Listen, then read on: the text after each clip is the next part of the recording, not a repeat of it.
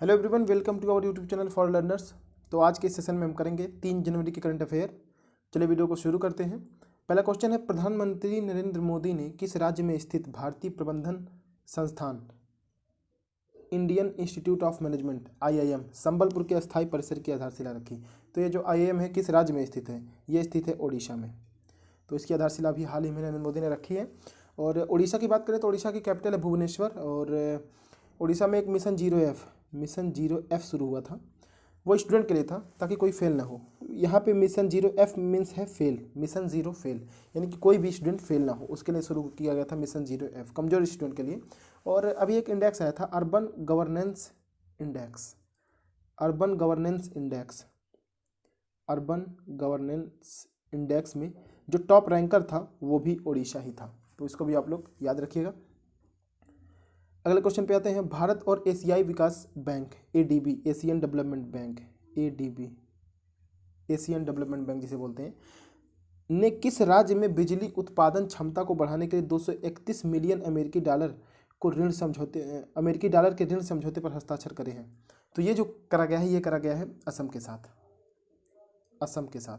अभी देखिए, ADB ने भारत के और कई राज्यों को लोन दिए हैं, जैसे यूपी को उसने दिया है, और राजस्थान को भी दिया है, MP को भी दिया है, तो ऐसे बेंगलोर को भी दिया है, और त्रिपुरा को भी दिया है, पश्चिम बंगाल को भी दिया है। तो बहुत सारे राज्यों को दिया है। जैसे यूपी को दिया है 430 मिलियन, और राजस्थान को दिया है 300 मिलियन, MP को दिया है 270 मिलियन दिया है MP को। और बेंगलोर में देखिए दो चीज़ों के लिए दिया है इसने। एक तो दिया 190 मिलियन डॉलर बिजली डिस्ट्रीब्यूशन के लिए, यानी कि जो बिजली डिस्ट्रीब्यूशन है उसके इसके लिए, और 500 मिलियन दिया है बेंगलोर को मेट्रो के लिए। तो मेट्रो के लिए 500 मिलियन, यानी कि बेंगलोर को 2 दिया है। और त्रिपुरा को भी इसने दिया 2100 करोड़ रुपए लोन। तो बहुत सारे लोन ADB ने दिए हैं।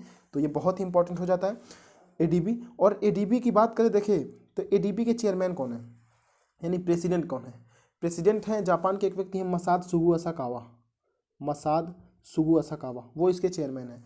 और मैं बात करूँ अगर प्रेसिडेंट हैं, और अगर मैं बात करूँ कि इसके वाइस प्रेसिडेंट कौन है, तो वाइस प्रेसिडेंट इसलिए इंपॉर्टेंट हो जाता है क्योंकि एक भारतीय हैं जिनका नाम है अशोक लवासा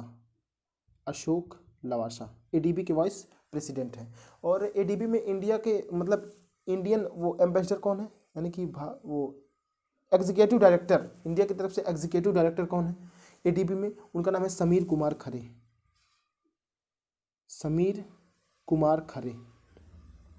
तो समीर कुमार खरे जो है एग्जीक्यूटिव डायरेक्टर हैं ADB में इंडिया की तरफ से। अशोक लवासा वाइस प्रेसिडेंट है, और मसाद सुगु असाकावा है प्रेसिडेंट ADB के। इसको आप लोग याद रखिएगा क्योंकि इससे एक क्वेश्चन आने हैं एग्जाम में। क्लियर है? आते हैं हमारे अगले क्वेश्चन पे। अगला क्वेश्चन ये है, अंतर्राष्ट्रीय वित्तीय सेवा केंद्र प्राधिकरण IFSCA international financial services centres authority, international financial services centre authority, ये जो है अंतर्राष्ट्रीय वित्तीय सेवा केंद्र प्राधिकरण, तो ये IOSCO का सदस्य बन गया है। अब इसका IOSCO का मुख्यालय कहाँ पे है? देखो, IOSCO पहले क्या है इसको समझिए। International Organisation of Security Commissions, International Organisation of Security Commissions. Clear है? तो इसका मुख्यालय कहाँ पे है?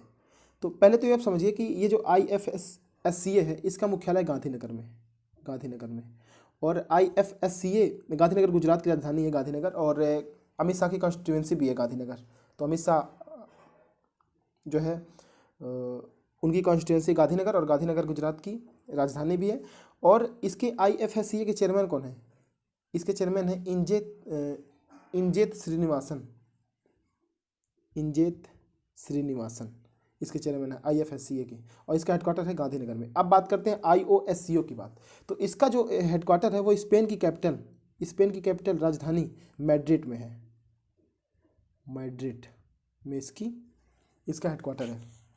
मैड्रिड में एक चीज़ का और हेडक्वार्टर है, तो क्या हो जाएगा यहाँ पे? ऑप्शन ए मैड्रिड में एक चीज़ का और हेडक्वार्टर है। किस चीज़ का हेडक्वार्टर है? विश्व पर्यटन संगठन, वर्ल्ड टूरिज्म ऑर्गेनाइजेशन का भी हेडक्वार्टर मैड्रिड में ही है, और मैड्रिड स्पेन की राजधानी है। तो इसको भी आप लोग याद रखिएगा। आते हैं हमारे अगले क्वेश्चन पे। एशियाई विकास बैंक और भारत ने किस राज्य में बागवानी उत्पादन का विकास करने के लिए $10 मिलियन के ऋण समझौते पर हस्ताक्षर किए गए हैं। तो ये जो अभी क्या है, बागवानी मतलब ये हॉर्टिकल्चर जो है, हॉर्टिकल्चर के लिए दिया गया है। तो किस राज्य को दिया गया है ये? एडीबी ने दिया है, यानी हस्ताक्षर भी हुए हैं समझौते पे। ये किया गया है हिमाचल प्रदेश के लिए। हिमाचल प्रदेश को लोन देगा एडीबी।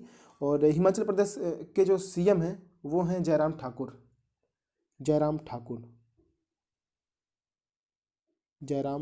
और हिमाचल प्रदेश के सीएम हो गए जयराम ठाकुर। और पहला राज्य बना हिमाचल प्रदेश जिसने जहाँ के सभी घरों में एलपीजी कनेक्शन दिया गया है।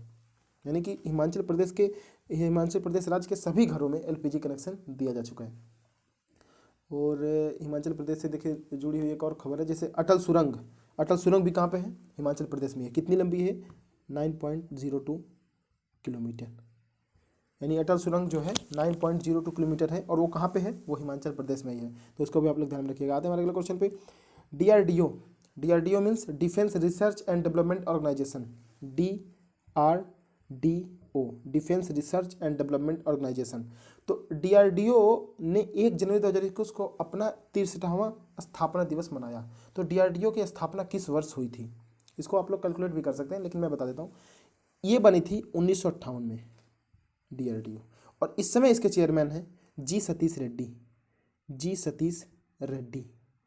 चेयरमैन है डीआरडीओ के। और डीआरडीओ से जुड़ी देखिए 2 चीज़ें हैं। डीआरडीओ ने अभी हाल ही में 2 चीज़ें बनाई हैं, ध्रुवस्त्र और वरुणस्त्र। तो देखिए वरुणस्त्र क्या है? वरुणस्त्र मीन जो पानी में, वरुण से ही पता चलता है पानी इससे संबंधित है। तो वरुणस्त्र जो है एक टॉर्पीडो है ये। और ये जो ध्रुवस्त्र है ये एंटी टैंक गाइडेड मिसाइल है। ध्रुवस्त्र 2 चीज़ें जो है डीआरडीओ ने बनाई हैं, वरुणस्त्र और ध्रुवस्त्र। तो ध्रुवस्त्र है एंटी टैंक गाइडेड मिसाइल, और वरुणस्त्र जो है टॉर्पीडो जो पानी में छोड़ा जाता है।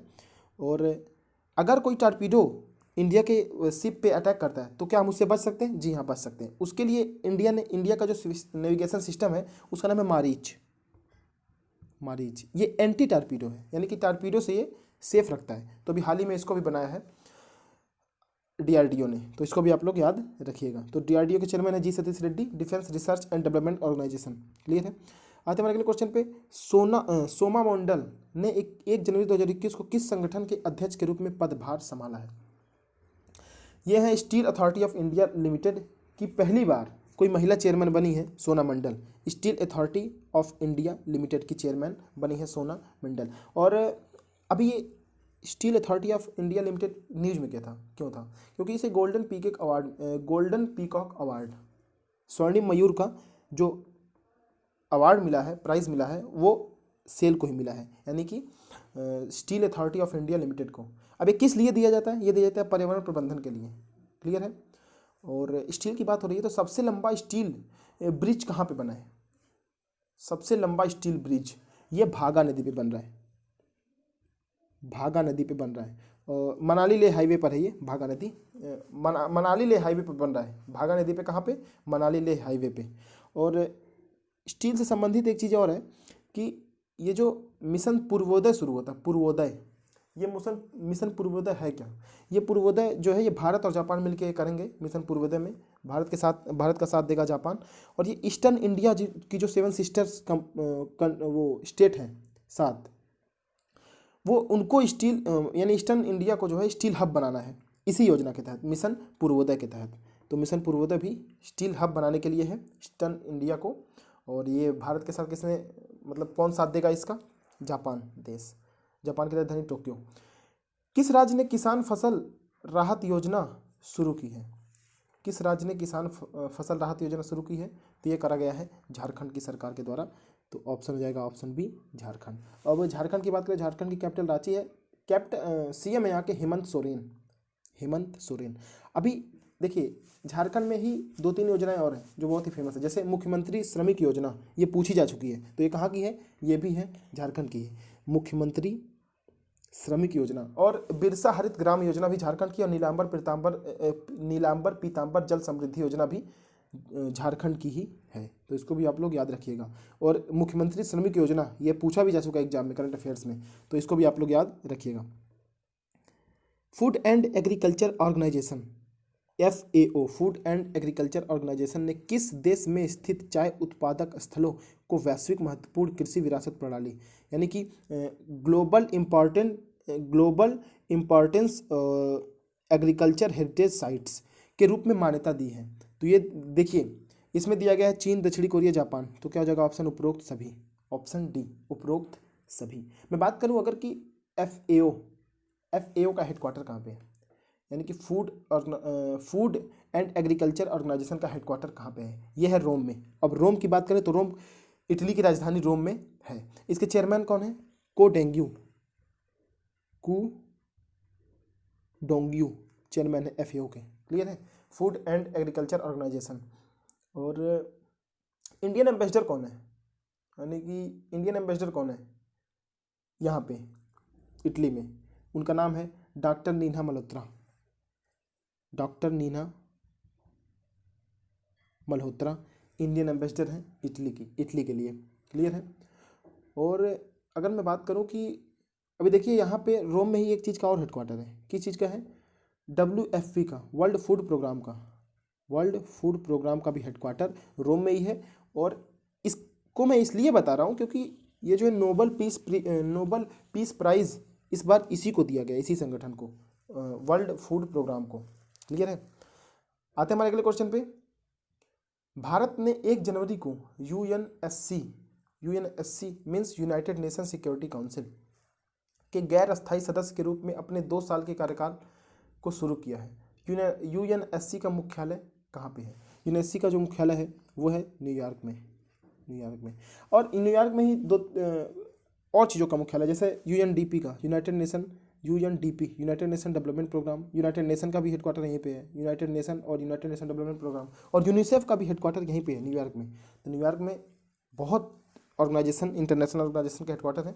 तो इस तरीके से न्यूयॉर्क हमेशा न्यूज में रहता है, क्योंकि अभी ये जो ऑर्गेनाइजेशन है कुछ ना कुछ काम करती रहती हैं, तो इनके हेडक्वार्टर पूछने की संभावनाएं बढ़ जाते हैं। तो इसलिए न्यूयॉर्क हमेशा वो न्यूज में रहता है। क्लियर है?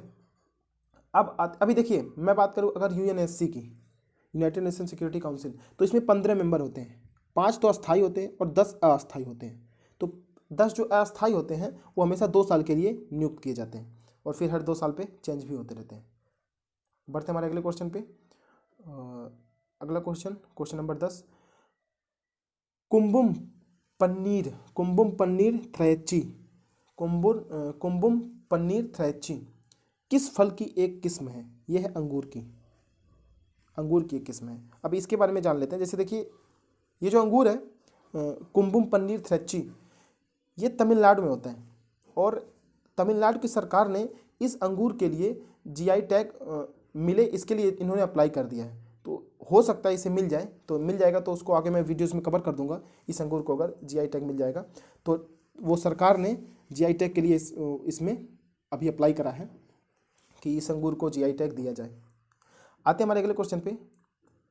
किस देश ने 2023 तक दुनिया के पहले लकड़ी के उपग्रह को विकसित करने की घोषणा की है? ये करा है जापान ने। जापान की राजधानी टोक्यो और कैपिटल टोक्यो। इसकी इंडियन एम्बेसडर यहाँ पे कौन है? संजय कुमार वर्मा इंडियन एम्बेसडर है जापान में। आते हैं हमारे अगले क्वेश्चन पे। अगला क्वेश्चन है, institute of engineering and technology IET institute of engineering and technology द्वारा वर्ष 2020 के प्रतिष्ठित इंजीनियर पुरस्कार से किसे सम्मानित किया गया? ये किया गया है VK यादव। और पहले CEO हैं, ये पहले CEO थे, अभी इनको रिप्लेस कर दिया गया है। अभी ये हट गए हैं, दूसरे आ गए हैं नए, उनका नाम मुझे नहीं याद आ रहा है। तो ये पहले CEO हैं इसके रेलवे बोर्ड के पहले चेयरमैन।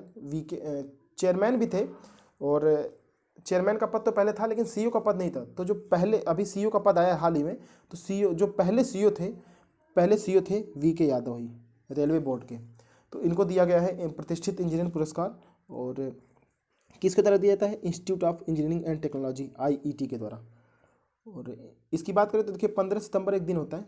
उस दिन क्या होता है? उस दिन भारत में इंजीनियरिंग दिवस मनाया जाता है। इंजीनियर्स डे भारत में किस दिन होता है? 15 सितंबर। तो इसको भी आप लोग याद रखिएगा। अगले क्वेश्चन पे आते हैं। एडवांस ऑस्ट्रेलिया फेयर किस वर्ष में ऑस्ट्रेलिया का राष्ट्रगान बना था? देखिए, ये जो बना था ये तो 1878 में बन गया था, 1878 में। लेकिन आधिकारिक रूप से 1984 में इसे अपनाया गया था। अभी इसके पीछे कहानी है तो बताते हैं उसको। जैसे देखिए यहाँ पे ऑस्ट्रेलिया एक अलग महाद्वीप है, देश भी है, तो वहाँ पे जो है उसमें इसके राष्ट्रगान में एक वो है यंग, एक वर्ड है young and free, young and free,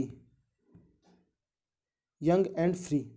तो अभी ऑस्ट्रेलिया में 3% से 3.5% यानी 3 से 4% के बीच में जो पॉपुलेशन है वो पिछले 50 सालों से रहती आ रही है। यानी कि वो जो ऐसा समझे कि ऑस्ट्रेलिया, देखिए ऑस्ट्रेलिया तो बहुत पहले से ही था, लेकिन हिस्ट्री इसकी लिखना कब स्टार्ट हुआ, जब यहाँ पे ब्रिटेन ने आक्रमण किया 1788 में, 88 में सॉरी 1788 में जब ब्रिटेन ने ऑस्ट्रेलिया पे आक्रमण किया, उसको हथिया लिया, तब से यहाँ पे हिस्ट्री इसकी लिखनी चालू हुई। लेकिन यहाँ पे लोग तो पहले से रहते थे, पिछले 50,000 सालों से ही। तो इसीलिए उसके जो राष्ट्रगान में यंग एंड फ्री है, यानी कि उसका मतलब ये है कि अभी ऐसा हो रहा है उसमें कि आप उनको नहीं समावेशित कर रहे हैं उनके राष्ट्रगान में, जो वहाँ पे 3 से 4% के बीच में वहाँ के लोग हैं जो पिछले 50 सालों से रहते आ रहे हैं। तो इसीलिए उनके राष्ट्रगान में संशोधन हुआ है और नया राष्ट्रगान इन्होंने लॉन्च किया। उसमें यंग एंड फ्री की जगह रहेगा one and free, one and free, one and free, यानी हम एक हैं और आज़ाद हैं। क्लियर है? तो क्या हो जाएगा ऑप्शन? कब अपनाया गया था? 1984 में। 1984 में बना तो था ये 1878 में ही, 1878 में ही ये बन गया था, लेकिन अब आधिकारिक रूप से 1984 में इसे अपनाया गया। आते हैं हमारे अगले क्वेश्चन पे। क्वेश्चन नंबर 14, किस देश ने हाल ही में हिंद महासागर में सी विंग हेई ग्लाइडर तैनात किए? यानी एक ड्रोन है ये, तो ये करा है चीन ने, और ये भारत के लिए बहुत बड़ी चुनौती खड़ी हो गई है, क्योंकि ये वहाँ से फ़ोटो भी खींच सकते हैं और अदृश्य है। मेन बात तो ये है, इनको देखा भी नहीं जा सकता, रडार में भी नहीं आते ये, तो इसलिए भारत के आगे एक चुनौती है। अब देखिए क्या होता है। तो ये जो है सी विंग हैवी ग्लाइडर, तो ये किसने करा है? ये चीन ने करा है। आते हैं अगले क्वेश्चन पे। रक्षा मंत्रालय, मिनिस्ट्री ऑफ डिफेंस ने 10 link U2 fire control system की खरीद के लिए किस कंपनी के साथ अनुबंधन किया है? देखिए ये 10 संख्याएं हैं, इसका ये जो सिस्टम का नाम है link U2 fire control system. तो ये जो करा गया है रक्षा मंत्रालय ने, ये करा है Bharat electronic limited, Bharat electronic limited. अब ये सिस्टम है क्या? ये links U2 fire control system ये है क्या? ये है नेवल गन कंट्रोल सिस्टम है, यानी कि इसमें जो 10 है, यानी कि नेवी के जहाज़ों पे जो 10 ये सिस्टम लगाए जाएंगे, और उसमें जो है रसिया के अत्याधुनिक टेक्नोलॉजी से लैस बंदूकें लगाई जाएंगी, वो फायर कर सकेंगे, प्रोटेक्ट भी करेंगे जहाज़ों को। तो ये सब चीज़ें हैं, इसको भी आप लोग याद रखिए। तो किसने करा है? भारत इलेक्ट्रॉनिक्स लिमिटेड के साथ रक्षा मंत्रालय ने अनुबंध किया है, समझौता करा है, करार करा है। आते हैं अगले क्वेश्चन पे। माइकल कोंडो, जिनका हाल ही में निधन हो गया, किस खेल से संबंधित थे? ये थे हॉकी से संबंधित थे, और इसलिए ये फेमस थे क्योंकि भारत ने अभी तक हॉकी वर्ल्ड कप एक ही जीता है, 1975 में। 1975 में एक ही हॉकी वर्ल्ड कप जीता है भारत ने, और उसके ये सदस्य थे माइकल कोंडो। तो इनका हाल ही में निधन हो गया। हॉकी इंडिया के प्रेसिडेंट कौन है? ज्ञानेंद्रो निंगोम बाम। कहाँ के हैं ये हैं मणिपुर के, ज्ञानेंद्रो निंगोम बाम। तो हॉकी इंडिया के प्रेसिडेंट ज्ञानेंद्रो निंगोम बाम। और आते हमारे आज के लास्ट क्वेश्चन पे। नॉर्थ ईस्ट का पहला विशेषीकृत जिंजर प्रोसेसिंग प्लांट किस राज्य में स्थित है? अभी जिंजर क्या है? ये जिंजर जो अदरक को बोलते हैं ना जिंजर, तो ये जो जिंजर प्रोसेसिंग प्लांट है ये मेनली करेगा क्या? ये करेगा कि अदरक से बनने वाले अलग अलग प्रोडक्ट को बनाएगा। तो ये प्लांट कहाँ पे लगा है? ये लगा है मेघालय में, मेघालय में ये लगा है। और मेघालय में अगर मैं बात करूँ तो मेघालय में किस डिस्ट्रिक्ट में लगा है? तो ये लगा है रिबोई डिस्ट्रिक्ट में, RIBOBH, रिभोई डिस्ट्रिक्ट में लगा है मेघालय में। तो जिंजर प्रोसेसिंग प्लांट कहाँ पे लगा है? मेघालय के रिभोई डिस्ट्रिक्ट में। तो ये रहे आज के हमारे 17 महत्वपूर्ण क्वेश्चन। मिलते हैं अगले वीडियो में। और अगर आपको ये वीडियो अच्छा लगा तो वीडियो को लाइक करें और वीडियो को शेयर भी करें, और चैनल को भी, अगर आप नए हैं इस चैनल पर तो चैनल को सब्सक्राइब कर लें। Thank for watching for learners.